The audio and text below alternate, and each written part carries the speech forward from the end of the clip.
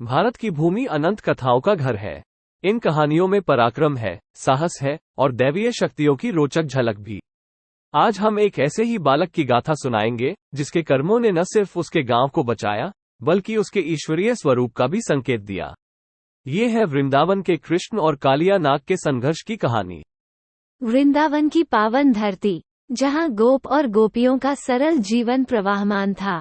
प्रातःकाल में गायों को चराने के लिए ले जाना, मधुर बांसुरी की तान, मक्खन की चोरी, ये थी उनकी दिनचर्या। यमुना के तट पर बसे इस गांव की शांति किसी से छुपी नहीं थी। लेकिन शांति के इस सागर के नीचे एक काली छाया दुबकी हुई थी। ये थी भीषण कालिया नाग की, जिसके अनेकों फनों से निकलता विष इतना घातक था कि उसके स्पर्श से यमुना का जल भी काला पड़ चुका था। कहते हैं, इतना शक्तिशाली था कालिया कि उसकी फुकार से चिड़िया आकाश से गिरकर मर जाती थी, पेड़ मुरझा जाते थे और धरती का रंग फीका पड़ जाता था। कालिया ने वृंदावन के सुंदर जंगल के एक हिस्से पर अपने परिवार समेत कब्जा कर लिया। ऐसे में एक रात नंद बाबा की पत्नी यशोदा को एक भयानक स्वप्न आया। उन्होंने कृष्ण को कालिया नाग के चंगुल में जकड़ा हुआ देखा। भयभीत होकर यशोदा की नींद टूट गई। उनकी चिंता का कोई पार नहीं था। अगली सुबह उन्होंने कृष्ण को घर से बाहर जाने से मना किया। मां के इस स्नेहपूर्ण आदेश को मानने के बजाय कृष्ण अपने मित्रों के साथ निकल पड़े। खेलते खेलते उन बालकों की गेंद यमुना नदी के उस हिस्से में जा गिरी जिसे कालिया अपना आशियाना बना चुका था। कृष्ण अपने मित्रों के उकसाने पर गेंद लाने के लिए विषैले जल में छलांग लगा देते हैं। नन्हे कृष्ण के साहस ने उनके मित्रों को स्तब्ध कर दिया। यमुना की विषैली गहराइयों में कृष्ण की मुठभेड़ कालिया से हुई। कालिया ने कृष्ण को अपने कुंडल में कस लिया, उन्हें निगलने के लिए तैयार।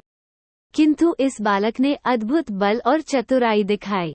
कृष्ण कालिया के फनों से फुदक कर बाहर निकले और इस विषैले नाग को चिराने लगे। कालिया के फन पर चढ़कर कृष्ण ने ऐसा तांडव किया कि सारा संसार देखता रह गया। मानो ताल पर उनके पैरों से धरती ही हिलने लगी हो। कालिया को हर प्रहार के साथ अपनी जान निकलती सी महसूस हुई।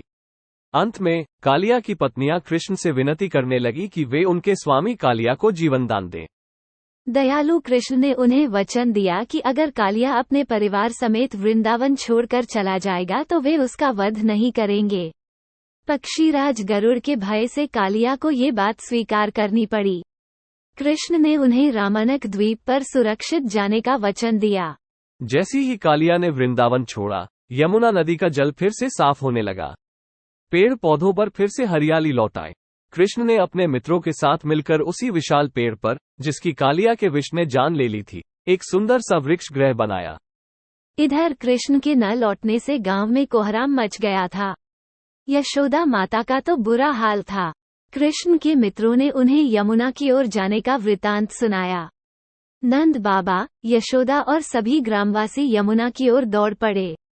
लेकिन वहां पहुंचकर जो दृश्य उन्होंने देखा वो अद्भुत था।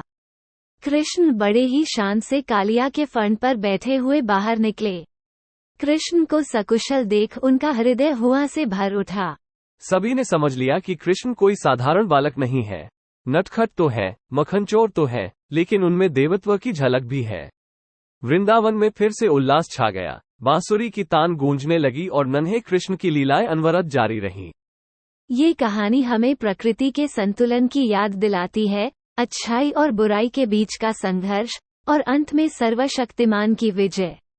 कालिया पर विजय की यह कथा नन्हे कृष्ण को भगवान विष्णु, यानी संपूर्ण ब्रह्मांड के पालनहार, के अवतार के रूप में स्थापित करती है। सदियों से चली आ रही श्री कृष्ण की लीलाओं का बखान यहीं से शुरू हुआ। आप सभी को कहानी कैसी लगी, हमें जरूर बताइएगा। अगर आपको इस तरह की पौराणिक कथाएं पसंद है तो इस वीडियो को लाइक करें, हमारे चैनल को सब्सक्राइब करें और घंटी के निशान को अवश्य दबाएं ताकि हमारी आने वाली कहानियां आपको सबसे पहले मिल सके। आभार। जय श्री कृष्ण।